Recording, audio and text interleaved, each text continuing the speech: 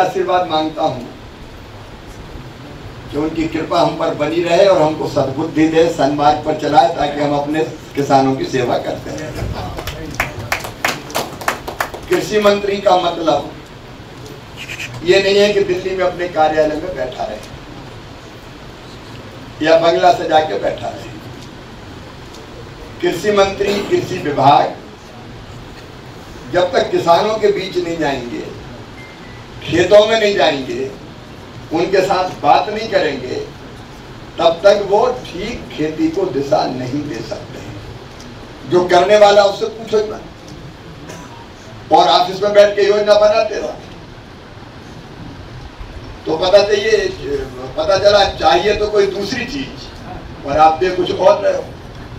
अब देखो, आज ही मैं आया, एक कोल्ड स्टोरेज को देखा, वहाँ अंगूर की ग्रेडिंग, सॉर्टिंग, 3 महीने तक वो कैसे रखते हैं, फिर कैसे पैक करते हैं, फिर कैसे बेचते हैं।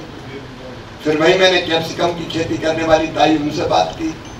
भाई मूंगफली वाले किसान से मैं मिला, वही पपीता पैदा और केला पैदा करने वाले केला भी यहाँ क्रांति कर रहा है, उनसे मिला। फिर बीच में अभी आप बता रहे थे टमाटर का खेत खराब हो गया वायरस अटैक के कारण, उस खेत में घुसा, वहां जाके मैंने जानकारी ली, वैज्ञानिक साथ लेके गए हम, यहाँ भी कई चीजें समझने की कोशिश की। देखिए, कृषि विकसित कृषि संकल्प अभियान क्या है? प्रधानमंत्री नरेंद्र मोदी जी का संकल्प है विकसित भारत, और विकसित भारत बिना विकसित खेती और समृद्ध किसान के बन नहीं सकता। इसलिए खेती को कैसे विकसित करें? तो हमारे मन में आया कि हमारे पास वैज्ञानिक है 16,000, मेरे पास ही मेरे विभाग में एक तो नहीं 16,000 साइंटिस्ट है ICAR में, और साइंटिस्ट तो लैब में प्रयोग करते हैं, उनमें टैलेंट है, क्षमता है, शोध करते हैं, लेकिन वो लैब में बैठते हैं या अपने संस्थान में बैठते हैं, और किसान खेत में मेहनत करता है। अब किसान को व्यवहारिक जानकारी, नॉलेज है, रोजमर्रा की जो समस्या आती है वो देखता है। तो मुझे लगा कि ये लैब टू लैंड जब तक नहीं जुड़ेगा, वैज्ञानिक और किसान जब तक नहीं मिलेंगे, तब तक खेती का पूरा भला नहीं हो सकता। और ये कार्यक्रम बनाया, सब निकलेंगे, कृषि मंत्री भी निकलेगा। अब मैं 29 तारीख को उड़ीसा से मैंने शुरू किया, 30 को मैं हरियाणा गया, 31 को मैं उत्तर प्रदेश गया, उसके बाद मैं बिहार गया, उसके बाद मैं महाराष्ट्र, कल मैं पंजाब में हूँ, परसों मैं उत्तराखंड में हूँ। पूरे भारत की परिक्रमा करूंगा, मैं कोई राज्य नहीं छोड़ूंगा, क्योंकि अलग अलग राज्यों की समस्या अलग, खेती अलग, एग्रो क्लाइमेटिक जोन अलग, तो उन सब चीजों को गहराई से समझने के लिए। और कृषि मंत्री के रूप में देखो, आप जब तक कोई काम लगन से नहीं करोगे, दिन और रात उसके अंदर नहीं घुसोगे, ऑफिस में बैठोगे तो आप सबको बता देंगे हुजूर की जय जय, सब कुछ ठीक है, किसान आनंदित है, आपकी जय जयकार कर रहे हैं, और हम वही गदगदामान हो रहे हैं कि सब ठीक चल रहा है। और यहाँ आए तो पता चला टमाटर खराब हो गया। सब ये चीज कौन देखेगा? मैं जब से कृषि मंत्री बना हूं, मेरे रोम रोम में किसान है और हर सांस में खेती है। मैं खेती जीने की कोशिश, अभी माणिकराव जी कह रहे थे कि कैसे कृषि मंत्री 5-6 बार आ गए, तुम तो अभी तो और आएंगे। अब इस चीज को समझ के हम कैसे खेती को ठीक दिशा दें। तो काम बहुत हो रहा है खेती, ऐसा नहीं काम, और इस क्षेत्र में तो चमत्कार किया है। छत्रपति शिवाजी महाराज की इस पवित्र धरती से किसानों ने वैज्ञानिकों से ज्यादा इनोवेशन करके बताए। यहाँ कई किसान है,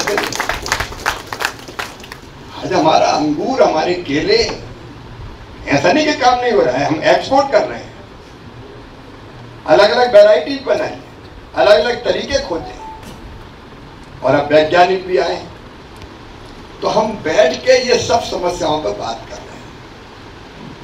देखिए, पहली चीज है प्रोडक्शन कैसे ठीक से आए। क्लाइमेटिक जो कंडीशंस है, क्लाइमेट चेंज के कारण हम सब जानते हैं। अब बताओ, अप्रैल मई में सावन भादो जैसी बारिश हो रही, ये पहले थोड़ी होता था। नया संकट आ गया, आम की फसल पता चला बारिश आ गई, इसमें खराब, टमाटर खराब, हमारी अंगूर हो या बाकी चीज हो, उससे विपरीत प्रभाव पड़ता है। तो भाई हमें सोचना पड़ेगा कि क्लाइमेटिक जो क्लाइमेट चेंज के, जलवायु परिवर्तन के इस दौर में हमको नई किस्में विकसित करनी पड़ेगी। और सिंह साहब और पूरी टीम वैज्ञानिक की हमारी यहाँ बैठी है, मैं ये निर्देशित कर रहा हूँ कि भाई टमाटर पर अगर कोई अटैक हुआ, 35 डिग्री सेंटीग्रेड से ऊपर तापमान हो गया, कहीं टमाटर टिकता नहीं। अभी मुझे खेत पे किसानों ने बताया, बाकी साथियों ने बताया, तो हमको नई वेराइटी लानी पड़ेगी। ये लेके आए अर्का कौन सी अर्का अभेद, लेकिन उसके बारे में रियल टाइम पर किसानों को जानकारी देनी पड़ेगी। एक तो बढ़ते तापमान, एक असमय बारिश, उन सब का जो परिणाम होता है उससे फसल बचानी पड़ेगी। एक खर्चा पड़ रहा है हमारा, क्योंकि किसान भाई भी फसल बचाने के लिए जिसने जो उपाय बता दिया वो करने लगते हैं। कोई कंपनी आई, उसने कोई नया कीटनाशक पेस्टिसाइड बनाया, उनको ये डालो तो बढ़िया हो जाएगी, तो रामलाल ने डाली, श्यामलाल ने भी डाल दी, क्या हम भी डाल सकते हो, तो डालते ही चले जा रहे हैं। तो पता जब मैं परसों हरियाणा में था,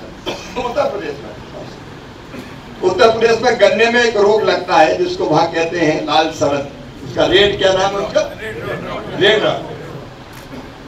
अब उसमें कई बार स्प्रे कर रहे हैं, लेकिन वहां वैज्ञानिकों ने बताया कि वो जो रहता है उसका जो उड़ के जाती है वो उसमें पेड़ पे रहती है, वो तने में घुस जाता है।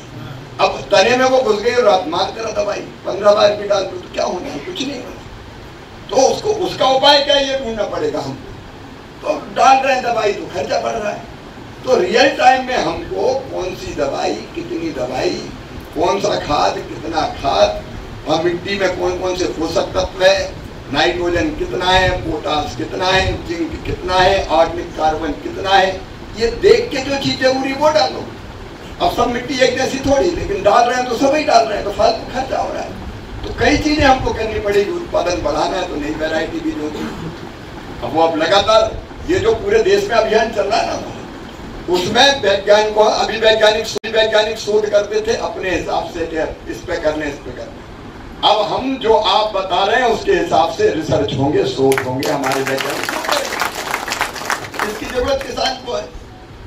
नहीं तो जाना है नारायणगांव और पहुंच गए बारामती। तो जरूरत किसी चीज की और देर कोई सी चीज रहे, इससे क्या फायदा। तो इस अभियान का सबसे बड़ा फायदा ये कि जो जरूरत है उसके हिसाब से शोध हो, उसके हिसाब से वो। अब मैंने एक और फैसला किया है, मैं किसी को डराने के लिए नहीं कह रहा, लेकिन कई जगह मुझे कहा कि कीटनाशक घटिया आते हैं, डालते हैं, परेशान हो जाते हैं। तो हम एक कड़ा कानून बनाने वाले हैं कि अगर घटिया दवाई दी तो हम छोड़ेंगे नहीं, किसी को, किसान को लूटने की इजाजत नहीं। सेंट्रली भारत सरकार कानून बनाए, इस पे हम काम कर रहे हैं। यहाँ मैंने जितनी समस्याएं देखी, समय की सीमा है। अब जैसे कोल्ड स्टोरेज की है, फसल हम पैदा करते हैं, दूसरे यहाँ सेल्फ लाइफ कैसे बढ़े। अब टमाटर की भी सेल्फ लाइफ कैसे बढ़े ये देखना पड़ेगा, 3 दिन में खराब हो जाता है। मैंने एक योजना बनाई बीच में, योजना ये बनाई MIS योजना के तहत कि यहाँ अगर टमाटर सस्ता है और दिल्ली में अगर महंगा बिक रहा है, यहाँ टमाटर बिका 2 रुपया 3 रुपया किलो और दिल्ली में है वो 25 रुपया किलो, 30 रुपया किलो। बम्बई में ज्यादा रेट रहते हैं, मुंबई में, मेट्रो सिटी में। अब किसान खुद ले नहीं जा सकता क्योंकि ट्रक का भाड़ा, ट्रांसपोर्टेशन का खर्चा, और नहीं बिका तो टमाटर हलवा बन जाए रास्ते में, तो और क्या करे बेचारा। तो हमने ये तय किया कि ऐसी परिस्थिति में राज्य सरकार तय करे किसी संस्था के माध्यम से, अगर किसान अपना टमाटर, प्याज, आलू 3 चीजों के लिए अगर दिल्ली बंबई ले जाके बेचेगा तो ट्रांसपोर्टेशन का खर्चा केंद्र सरकार, कहीं ज्यादा रेट कहीं कम रेट, अगर वहां हमारा पहुंच गया ढंग से तो हमको थोड़े ज्यादा दाम मिल जाएंगे और उपभोक्ता को भी थोड़ा सस्ता मिल जाएगा, दोनों चीजों में तालमेल हो जाएगा। तो ये योजना भी इसी साल मैंने बनाई जब टमाटर के रेट बहुत कम हो गए, 2 रुपया किलो बिक रहा था। अभी बीच में ये परिस्थिति आई थी, बहुत सस्ता बिक रहा था। तो ऐसी नई चीजें कौन सी हो सकती है। फिर दूसरी चीज है प्रोसेसिंग की तरफ बढ़ना पड़ेगा अपन को, और टमाटर की वो क्वालिटी भाई डेवलप करो जिसको हम प्रोसेस करें, प्यूरी बनाए, सॉस बनाए, दूसरी चीज बनाए। क्योंकि अभी टमाटर ज्यादातर हम पैदा करते सब्जी वाला, अब ज्यादा किसानों ने कर लिया तो रेट अपने आप गिर जाते हैं। तो अब केवल सब्जी के लिए टमाटर नहीं चाहिए, टमाटर से हम कौन कौन सी चीज प्रोसेस करके बना सकते हैं, वैसी वैरायटी हमको ज्यादा डेवलप करनी पड़ेगी। अंगूर की भी सेल्फ लाइफ और कैसे बढ़े, उसके बारे में हमको विचार करना पड़ेगा। एक एक चीज के बारे में बताया, सोयाबीन का उत्पादन गिर रहा है तो सोयाबीन में नए प्रयोग करने पड़ेंगे हमको, बिना उसके काम नहीं चलेगा। प्याज को हम कैसे सुरक्षित रख सकें, प्याज की खरीदी के सिस्टम को भी मैं देख रहा हूँ कैसे, क्योंकि कई बार नाफेड खरीदी करता है तो कहते हैं वो एफपीओ से लेंगे, इनसे लेंगे, उनसे लेंगे, किसान से सीधे नहीं लेते, तो पता चला किसान के बजाय वहां भरा हुआ व्यापारी ने बेच दिया। कई तरह की शिकायतें आती। मैं नहीं कह रहा कि सरकार की योजना बहुत अच्छी है, प्रधानमंत्री जी, महाराष्ट्र की सरकार एनडीए की बहुत अच्छा काम कर रही है, लेकिन कुछ चीजें हमको समझनी पड़ेगी ना, जिनको ठीक करने की जरूरत है। तो वही चीजें ठीक करने के लिए विकसित कृषि संकल्प अभियान हमने चलाया है। और जैसा कि अभी अनिल जी बता रहे थे, वैज्ञानिक निकले हैं, देखिए मैं उनको भी बहुत बधाई देता हूँ वैज्ञानिकों को। हमने जब से तय किया वैज्ञानिक खेतों में जाए, गाँव में आपके बीच आए, आपके बीच आके बात समझने की कोशिश कर रहे हैं। और इसके बाद में ये पूरा जो प्रयोग हो रहा है, इसके हर प्रांत वाइज इसको हम समझेंगे, और हर प्रांत में भी एरिया वाइज। अगर महाराष्ट्र के देखो तो मराठवाड़ा की स्थिति अलग है, कोंकण की अलग है, विदर्भ की अलग है, एक जैसा थोड़ी है सब जगह। उसमें भी हम एरिया वाइज कृषि का रोड मैप क्या होना चाहिए वो बनाएंगे, और आगे केंद्र सरकार और राज्य सरकार मिलकर उस दिशा में खेती को ले जाने का काम करेंगे। और उसमें किसान सबसे बड़ा आधार है। मैं तो आपसे मिलकर गदगद हूं, मुझे तो आपके साथ ही सुख मिलता है, क्योंकि आपकी सेवा के लिए मैं मंत्री हूँ। मेरा बस चल है तो मैं तो खेतों में सोऊं और किसान के घर ही खाऊं, बाकी जाने की जरूरत नहीं। तब खेती ढंग से हम ठीक कर पाएंगे। कृषि विज्ञान केंद्र नारायण गांव भी बहुत अच्छा काम कर रहा है। मैंने एक प्लान के साथ किया देखा है, और मैं समझता हूँ शायद बारामती के बाद दूसरा कृषि विज्ञान केंद्र होगा नारायण गांव। और इसके कारण काफी इनोवेशन किए हैं किसान, अलग अलग बहुत इनोवेशन किया, आपने प्रेरित किया है। प्रगति बहुत हो रही है, ऐसा नहीं कि नहीं हो रही। अब मुझे ही बताया कैप्सिकम पैदा करने वाले किसानों ने, ताई और बाकी ने, कि वो 1 लाख रुपया खर्चा आया और उन्हें 8 लाख रुपए कमाए। ये बताया मुझे, मीडिया के सामने बताया। ऐसा नहीं कि किसी ने कह दिया बता देना, रियल जो किसान, ऐसा नहीं कि नहीं हो रहा, वो भी बहुत रहा है, फायदा भी बहुत हो रहा है, लेकिन दिक्कतें भी है। उन दिक्कतों को और दूर करेंगे। आपने जो समस्या बताई उनके समाधान का भी रास्ता राज्य सरकार के साथ और केंद्र सरकार के साथ बैठ के निकालेंगे। आज समय मुझे इजाजत नहीं दे रहा कि मैं बहुत देर तक आपके बीच रहूं, लेकिन मैं आपके साथ ही मान 12 सफदरजंग रोड पर रहता हूं दिल्ली में, तो वो मामा का घर है। आप चाहें तो कभी भी पधारें, कोई दिक्कत नहीं है। और मैं भी माणिकराव जी पीछा नहीं छोड़ने वाला, आता रहूंगा बार बार, और मिलकर अपनी खेती को आगे बढ़ाएंगे, किसान को समृद्ध करेंगे। इसी में मेरा जीवन सफल होगा। बहुत बहुत धन्यवाद।